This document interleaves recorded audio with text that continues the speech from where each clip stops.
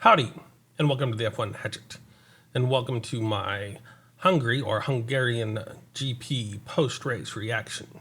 What was your thoughts in this race? Did you really enjoy the race? Did you thought it was exciting with the strategy for Mercedes undercutting Red Bull and keeping that?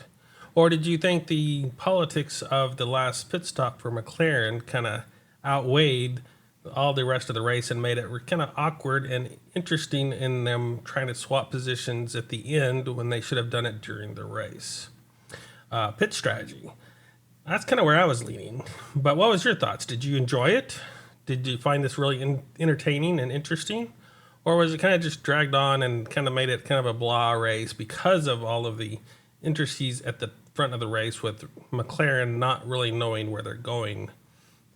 That's kind of what generally my general opinion is. And I think I'd probably rank this a little bit lower on my scale. So I probably ended up making it a 4 out of 10 overall for my watch experience. Even though there was some decent racing with pit strategies and with Mercedes undercutting Red Bull and kind of having the ability to hold it off because Red Bull wasn't quite on the ball. But that front runner aspect of it with both McLarens didn't quite sit well with me. I know that's kind of in the books and kind of where they were going, but it seemed kind of awkward. It seemed kind of a push to me to tell Lando to give up a 6-second lead so that Oscar can do it because they didn't get the pit strategy correct, or supposedly having that pit strategy so that they could cover off, Mercedes or Red Bull, which were kind of like 20 seconds behind at one point. Of course, that wasn't when that pit strategy happened, but still that forethought. It's like McLarens need a little bit more on their strategy pit wall to try to figure out what was going on and how to really cover everything.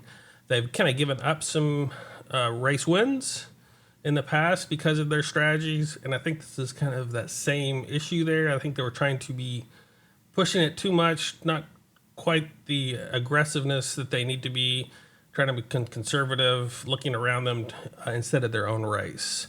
Kind of looking at all the aspects, trying to okay, we're gonna hold off, the Mercedes or Max Verstappen when he was coming up and trying to be pushing for third and getting into that second position.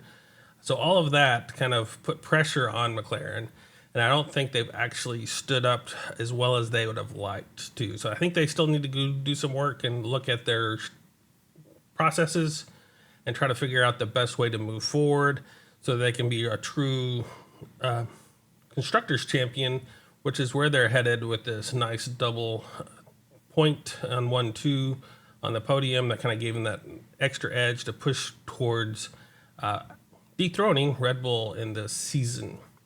So with that all out of the way, I will try to go from the last position to the first like I normally do, and can I give you my thoughts on how that driver did and if I know what happened to them during the race. So without further ado, here we will start off with Pierre Gasly, which was running a decent race. He did start from the pit lane with changing some parts because he was already at the back of the pack. So he started off in the pits, started off on a nice set of hard tires and went to lap 30 and switched to mediums. And then he went to about 34 before they had to call him in to retire that car. What I've heard was basically that his hydraulic issues on that car, which seems kind of frustrating in my view because they were having all these parts changed out for the last couple of races and they're still having issues with some of these things. I think they should kind of have another quick run through of that car to make sure there's no issues for him. As I said, he was up into the points at one point. It'd have been hard to tell if he could have been able to keep those or not, but dropping out with a DNF 2 weeks in a row is kind of frustrating, and I'm sure it was not taken well by Pierre Gasly. Juan Yuzo, I didn't have a whole lot written down for him. Being at the back of the pack, I apologize. Some of these I did not catch on all of the issues. He did lose one spot at the very beginning of the race. He did box early on from a set of mediums to a set of hards on lap 7, and then switched to another set of hards on lap 36. So he kind of ran on his own little strategy there, boxing early, switching around, and I think that kind of messed up his strategy, getting tied behind too many drivers where he couldn't really make those positions back up, pushing him back into that 19th position. And I think Ocon was kind of right there with him. He qualified in 19th and only made it up to 18th. He boxed really early from a set of mediums on lap 6, and then switched to a set of hards on lap 30 and a set of softs on lap 64. So boxing 3 times in this race kind of messed up his ability to move forward, I think. Even though he gained 4 spots at the very beginning of this race, it did not pay off in the end. He kind of struggled in the back, and with that quick pit stop strategy, shoved him behind the slower cars, where then he couldn't regain as this track is a little harder to pass in.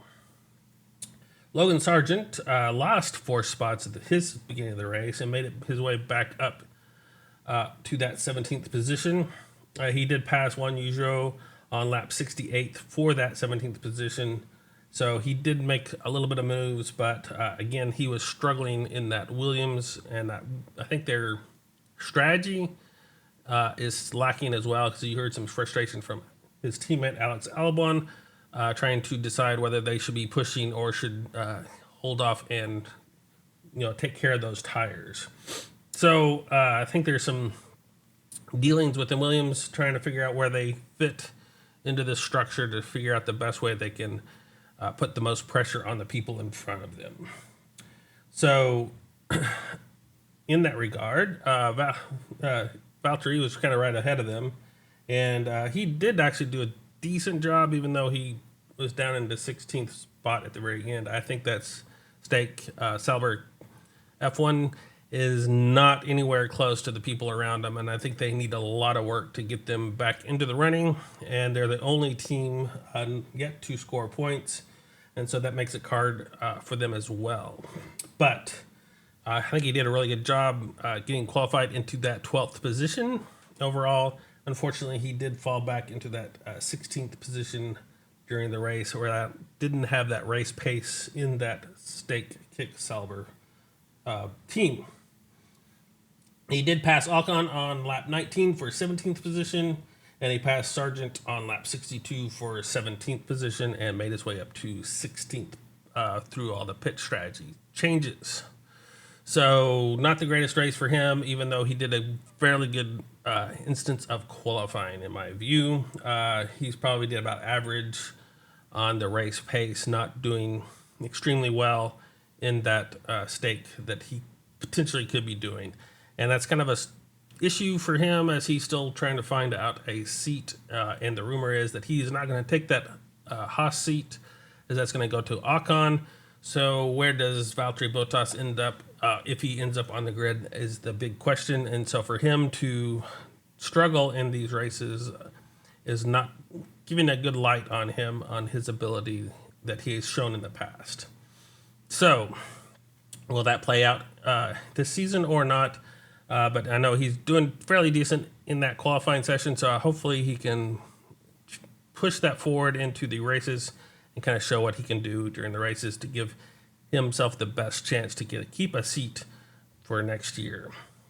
Kevin Magnussen qualified in 15th and ended up 15th. He did an excellent, awesome job at the very beginning of the race, gaining a whole 5 positions on that first lap, but then couldn't hang on to that with that Haas losing back, and then they were in that strategy of switching for early on, but they were on softs. So he boxed on lap 6 from that soft tire to a hard tire, went to 34, and went to another set of hards. He did pass Daniel Ricciardo on lap 9 for 17th, and then he had some issues on his engine. I know he was complaining on the radio about some misfires. I'm not sure if that ever got fixed or if there was just some other issues with his Haas car that kept him into that 15th position. So we'll have to wait and see if they make any engine changes for Spa, or if they're going to wait till after the mid-season break to try to figure out what they can do with that Haas to make it a little bit more competitive for him. Alex Albon qualified in 13th and made it up to one spot or actually went back to one spot to 14th, so that should be red. I apologize for that, but doing an okay job. He passed his team mate a couple of times. He passed Juan Zhou on lap 36 for 15th position. He's another one of those that actually gained 4 spots at the very beginning of the race on a soft set of tires, and then had to switch to hards where he kind of lost track behind those other teammates. So in all of that, it was kind of a rough race for him. And I know at one point he was complaining that they need to be more decisive in their strategy, as he was at one point told to be pushing, and then decided that that wasn't going to work, and so that he needed to start taking care of his tires after they were kind of worn down for him pushing on those tires. So there's some frustrating in that Williams. So he's getting close to those points, but not quite into the point range. So that's the frustration I think that we see from Alex. We'll see if they can turn that thing around in Spa, or possibly after the summer break where they have a bit more time to deconstruct all the data that they've collected so far to push forward in that Williams. Nico Hülkenberg had a really good start for the qualifying, made it all the way up to 11th. So I had big hopes for him getting back into the points like he was in the last couple of races. Unfortunately, he dropped down to 13th. He had a bad start, losing 3 positions on the start of the race. And he must have had some contact or whatnot, which I did not get to see, as he boxed on lap 2 to switch from mediums to hards, which basically ruined his race from that point forward, being behind all the cars where he couldn't quite gain the ground that he needed. So he went from the hards to another set of hards on lap 29. I have him passing Juan Zhou on lap 36 for 14th position.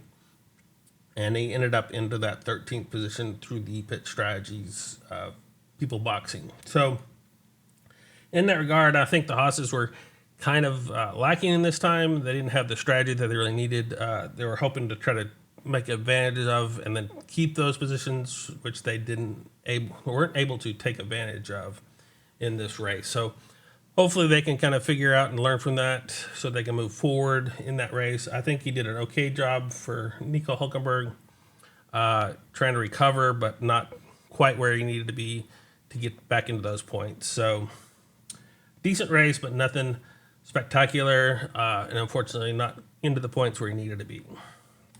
Daniel Ricciardo qualified in 9th, so he should have gotten points, but ended up dropping out into that 12th position. I have him losing 2 spots at the beginning of the race, which hurt him, and he was another one of these that stopped early on lap 7, switched from mediums to softs, and went to lap 28, and then switched to hards. He was kind of in that running with that group and passed Bottas on lap 45 for that 12th position. So working his way up near the end, but didn't have enough time to really take advantage of all of that or get close to the Aston Martin. So decent run, but not quite where he needs to be, as his teammate was ahead of him, getting into the points, into that 9th position for Yuki. So he's still struggling to be on par or beat his teammate, which is not good, especially when they're looking for that Red Bull seat in that regard.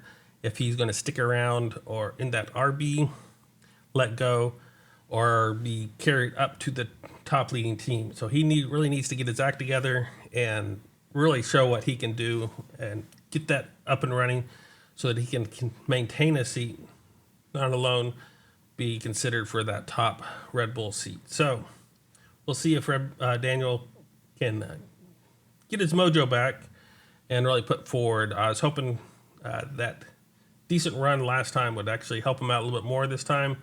Well, it helped a little bit, but not quite where he needed to be, dropping into that 12th position. So just outside the point range. So really lacking to help that RB team as much as possible. So hopefully he can get a little bit better in the next couple of races and see what they're going to do there. Fernando Alonso dropped from 7th to 11th. I was hoping he was going to be into that point range as well, as he had started in 7th position.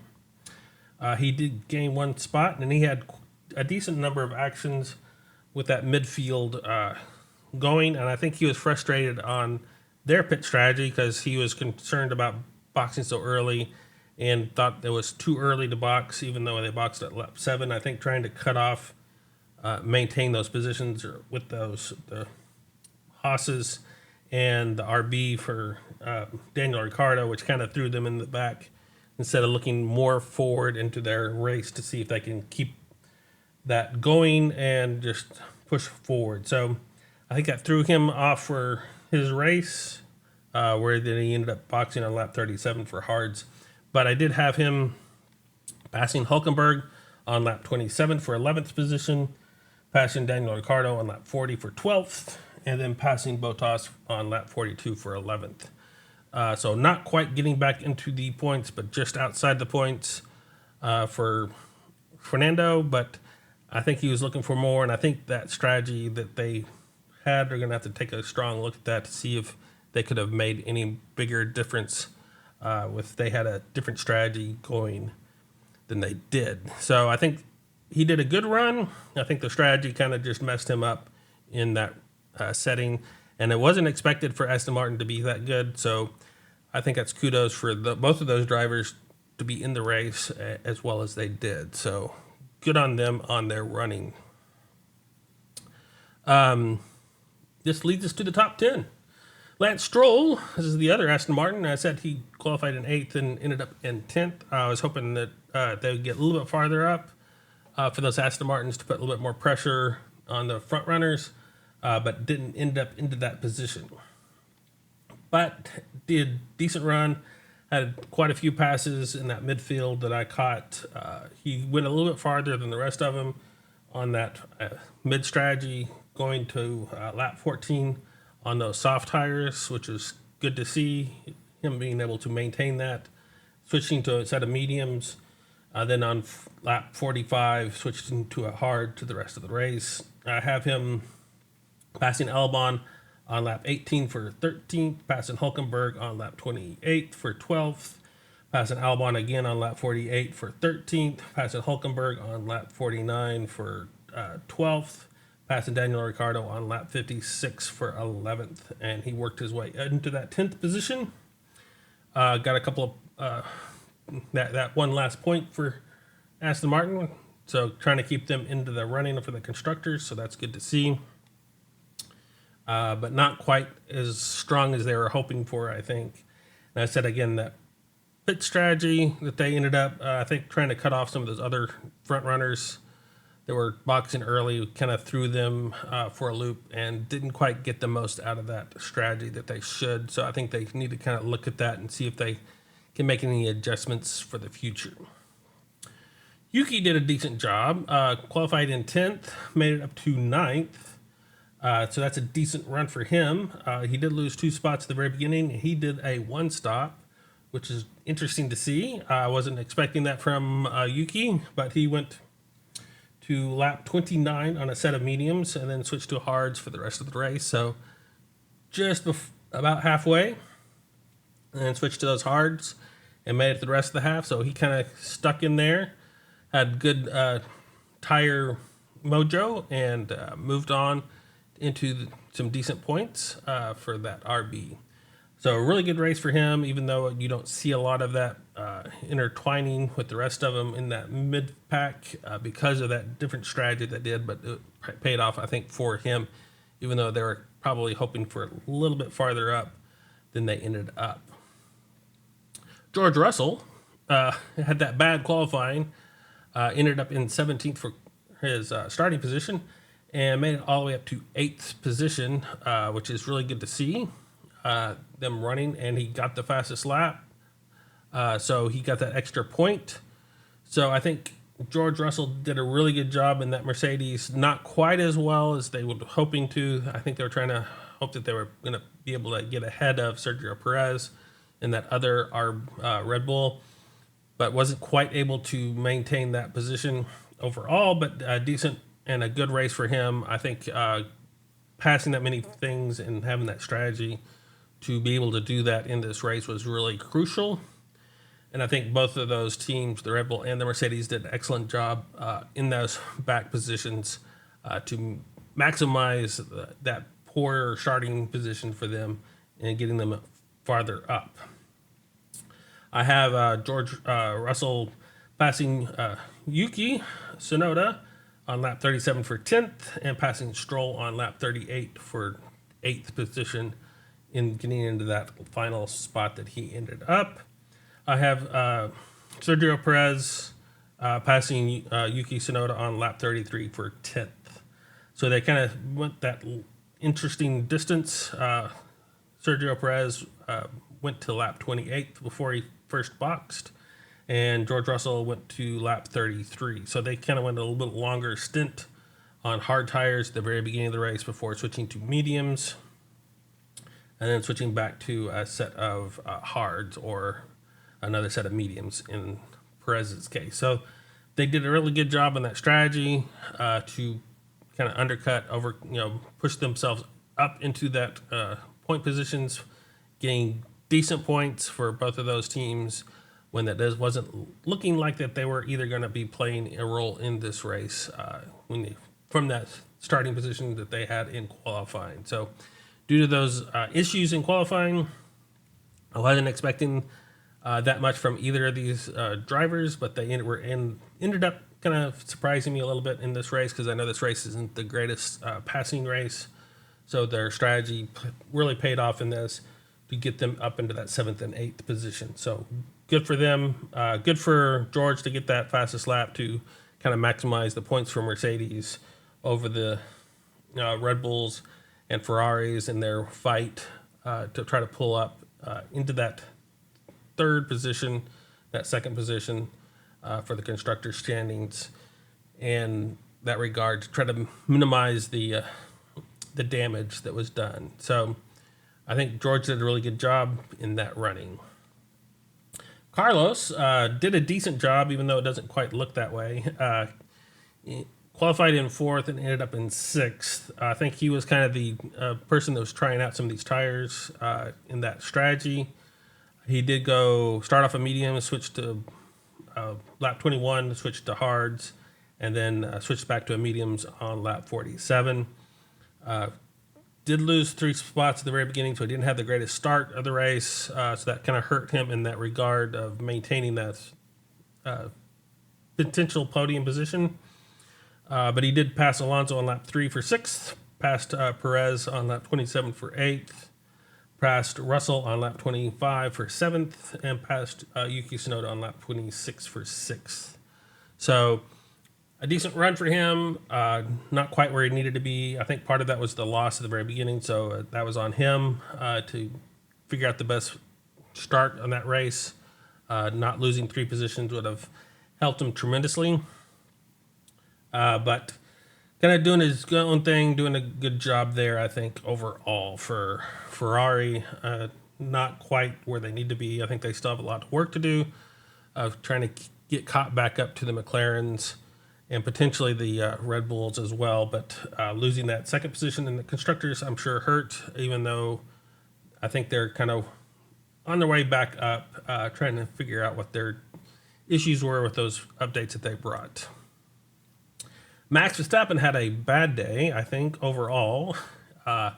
Qualified in 3rd, so not quite on par with the McLarens there, but then dropped down to 5th. I know he was frustrated with the setup of his Red Bull and was complaining most of the race about how that was configured and set up. I know he passed on the outside on that first corner, then basically was told to give that position back to Lando, so he had to give that second position back up to Lando, and then from there was trying to work on that and fighting the Mercedes as well, and the Ferraris coming up from behind, and with that bad setup, I think he was just kind of struggling and doing the most, if not all he could. And I think some of that frustration got to him, basically, as we saw that battle at the end with Lewis Hamilton, going in a little bit too deep, locking up a little bit. Whether you're on the side of that Lewis turned in a little bit more on braking or not, I still think that was kind of a angry move. He was frustrated, and so he probably could have done a better, cleaner move on Lewis to get him back into that third position. Instead, he kind of hit that tire, popped him up, and then pushed him back down to that fifth position where he ended up overall. So in that running, I think he could work on that issues. I know it's hard to do, and I'm not sure if I would do any better in that regard of just keeping that frustration out of your driving style so that you can actually perform to the maximum that you can, even though the car is not to where it should be. And I know some of the strategy was off as well, letting them get undercut by Mercedes and then having that being held off of those pit stops was frustrating for him as well, trying to regain that stuff on track. So what do I have? I have him gaining a position at the very beginning because of going outside, but then having to give it back. So he did then pass Charles Leclerc on lap 57 for fourth. That's when he was fighting with Lewis and had contact with Lewis that dropped him back to that fifth position, kept him in that lower end off the podium positions. So a decent run. He just needs to work on his little frustration to try to keep that out of his driving mistakes that he was making, even though I know the team was making some mistakes as well. So I think that was part of that. So he just needs to work on that. I think a decent run, but not quite where we like or normally see a Max driving style. So hopefully he'll get that out of his system for Spa next week, and we'll see him back fighting for the lead and having that really tight battle at the front of the field between those McLarens and the Red Bulls. Charles Leclerc did a decent job, I think, a really good job, qualifying in sixth and making his way up to fourth. He did gain one position at the very beginning of the race, and then his strategy kind of just played out where he kind of was by himself for the most of the time. Boxed on lap 23 from a set of mediums to a set of hards, and went to lap 40 before switching back to a set of mediums. Good race for him, trying to just maintain his own race and not trying to get affected by the people around him, which I think a lot of the other teams were more in the apt of doing in this regard. So he had the calm and the ability to actually run his own race instead of putting pressure on what everybody else was doing. Lewis Hamilton did an excellent job, I think, of with that Mercedes, which I don't think the Mercedes quite fits into that third position at this point in time. So I think he did an excellent job in this run. Qualified in fifth, made his way up to third overall. He did gain a position at the very beginning. He did pit kind of early on lap 16, switching from mediums to hards, and then went to lap 40 to set another hard. So that kind of gave him that undercut on the Red Bulls that they were talking about. He did pass Tsunoda, early on for sixth position, and kind of maintained that. Then had those battles, of course, with Max Verstappen, which was kind of back to the yesteryears on how they were driving. And I think in this case, Lewis is probably more in the right than Max was, even though there's potential there that he was braking under when he was turning under braking, and so that would have caused some other issues with the rule set. So we'll have to see if anything comes of that. But as of right now, Lewis still has that third position and not have a penalty. So I know he dropped back from the McLarens, not being able to keep up with the McLarens for like at least a 10-second gap between him and the second position. So in that running, they really didn't have to worry about, the Mercedes in that run for that last spot on the podium. So a really good race for Lewis in the facts of getting the maximum that he could out of that Mercedes, I think. So he did a really good job in that spot. Couldn't really ask for anything more, I don't think. Lando, he made the mistake at the very beginning the race and let Oscar by. And I think that caused a lot of the issues for this race, actually. Even though I think he probably did a better overall race than Oscar did in this running. He did what he was told, pitted when he was told to pit.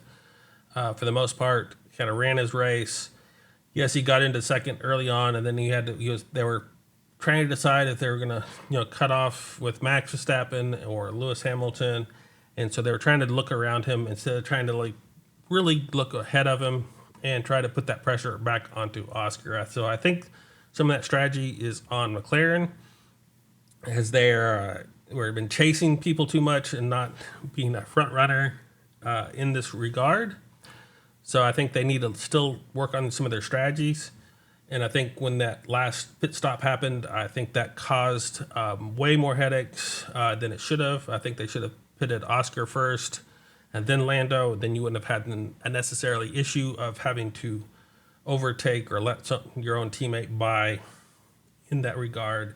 And then, of course, that compounded it with Lando being able to get that decent lead on his teammate, all the way up to like a 6-point-something second lead over his teammate. And so, in his regard, is like, well, his teammate should be able to at least get caught up with me because he's on slightly fresher tires than he was, and not be able to lose those time regarding that. So all that politics kind of made it really messy in the this race that kind of detracted from this race for both overall of McLaren's 1-2 win and Oscar's first win in this regard. I think their strategy caused a lot of this issue and it kind of affected the overall atmosphere of this race and the win of this race. But I think the only real mistake that Lando did was at that start, he didn't quite have the reaction time. So he got cut off by his teammate Oscar for that first corner and lost that first place. The rest of that race, I think he ran a really clean race, a really good race in this. So I think overall, I think Lando did an excellent job, and he probably deserves driver of the day, even though the driver of the day went to his teammate Oscar. And I understand that for being able to take and get that first win, which is good. But I think, as we saw later on, Oscar was not quite as mature. And of course, that's understandable since he's a younger driver coming in. And just having that experience helps him in all of that. Because I think once we saw that he kept that off earlier on, when he was in the lead, that caused Lando to be able to get caught back up to his teammate with that gap, which put pressure more on those pit stops than there should have been. And then after that pit stop where Lando was in the lead, he was having a little bit struggling again, trying to make the most out of that, trying to push as hard as he could. So he made that mistake again afterwards, which didn't help. It wasn't quite as bad of a mistake, but you could still see the mistake, and so that he was losing ground to his teammate in that regard. So overall, I think Oscar, even though he did the excellent job of taking the lead at the first corner, I think he did a not quite as good of a overall race as his teammate Lando in that regard. But what was your opinion? You may think that Oscar did all he could and deserved the win, even though they messed up the strategies for McLaren and had to get Lando to give that position back because of the way they did those things to try to keep the other teams behind them in that regard. And so that was, I think, their reasoning for pitting Lando earlier on than Oscar, but in the end, it didn't really matter. And so I think looking back, of course, you have 20/20 vision, and that could be part of the issue. So they're going to have to go back and look at all of that strategy overall. But I think Oscar did a really good job. He probably didn't do the perfect race, as I said. Well, of course, neither did Lando. But overall in the race, I think he did a really good job in this race. And so I can see that driver of the day as well. So good running for both the McLaren drivers. They deserve their 1-2 for sure over the rest of the field in this, and deserve all the points that they gained. So, but I would love to hear your opinion on all of that political mess of the pit strategies for the both McLaren drivers and the position that they put them in, and how you would have reacted to those being told that, oh yeah, you just need to be patient, your teammate's going to let you by again. Or if you're in Lando's position, like, hey, we messed up in the sense of our pit strategy, but you still need to let your teammate by for the overall good of the team. That was the interesting thought for me. So this gives us to the driver standings. And so we have a couple little instances at the front. Basically, we have Lando Norris catching a little bit on Max Verstappen, but Max still has a nice big lead with 265 over Lando Norris's 189 points. And then what we see later down the field is actually Lewis jumping up into sixth position with 125 points, jumping Sergio Perez and his teammate George Russell in that run. So they drop back down to seventh and eighth in that running. And then basically the rest of the field stays the same.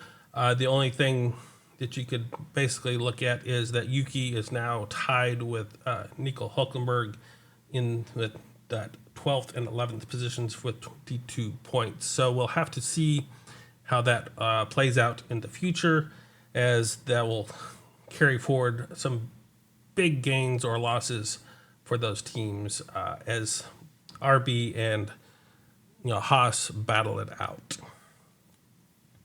So for the constructor standings, we basically see McLaren jumping over Ferrari for that second position, putting some more pressure on RB with that 1-2, and Red Bull being in fifth and seventh position.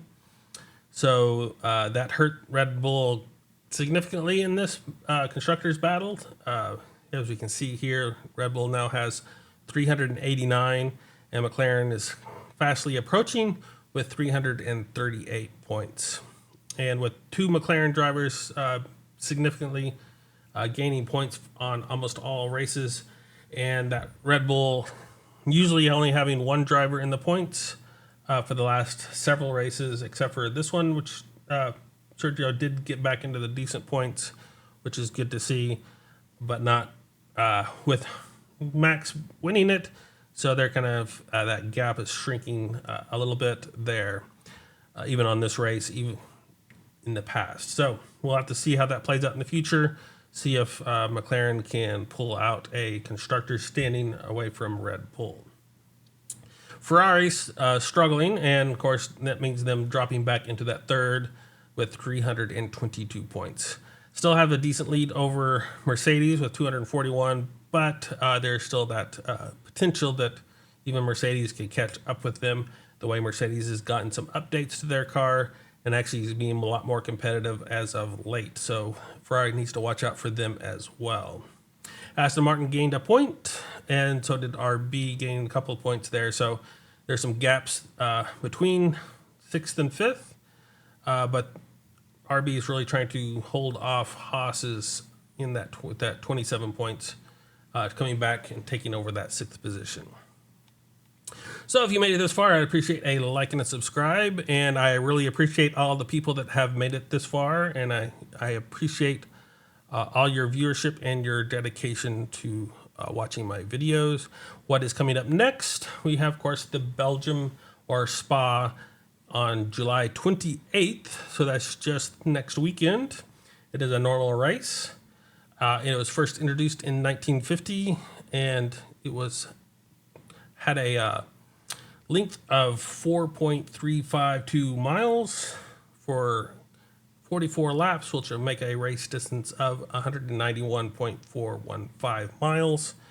And the lap record holder is Valtteri Bottas in 2018 with 1 minute, 46.286 seconds. So this will be a good race to see. I think I generally like Spa in all of its battling out, so we'll have to see how things play out.